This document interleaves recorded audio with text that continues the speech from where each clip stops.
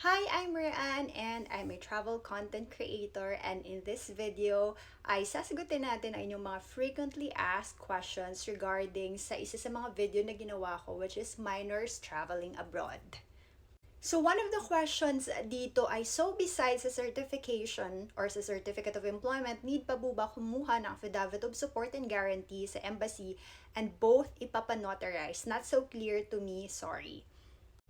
Hi, Cedia. So, first na ginawa ko ay pumunta ako sa City Social Welfare and Development Office dito sa aming city, which binigyan naman nila ako ng mga requirements kung paano ko nga ba i-comply yung mga requirements for the certification from DSWD.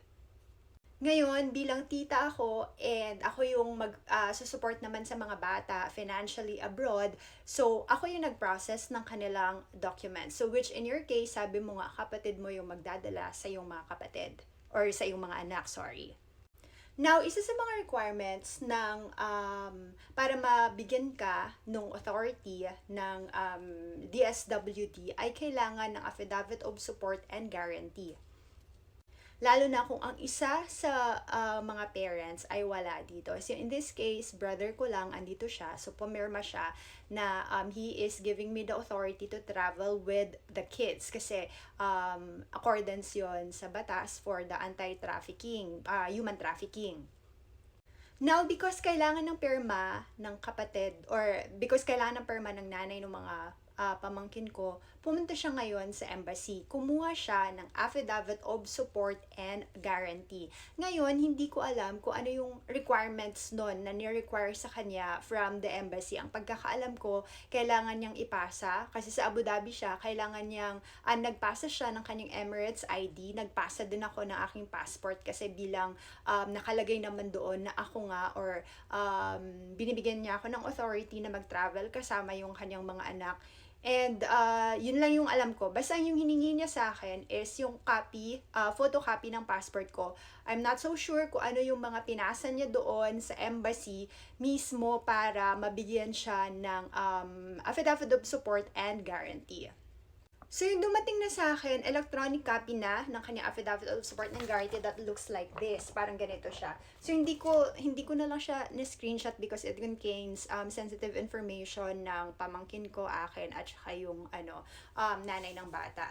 But this one, the first page is an acknowledgement ng the first page is an acknowledgement coming from the consul mismo ng Abu Dhabi. So this is the special, ano nito, ay special power of attorney and affidavit for minors and for minors passport and DSWD clearance. So nakalagay yon sa first page niya.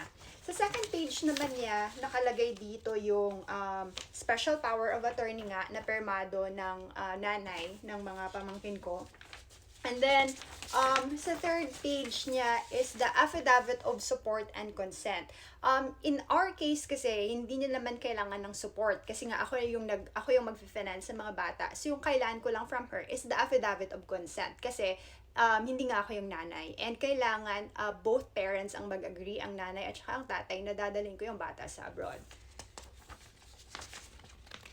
And then, ang last page, ito, yung aming mga passport, at saka passport ko, at saka yung passport ng nanay ng bata.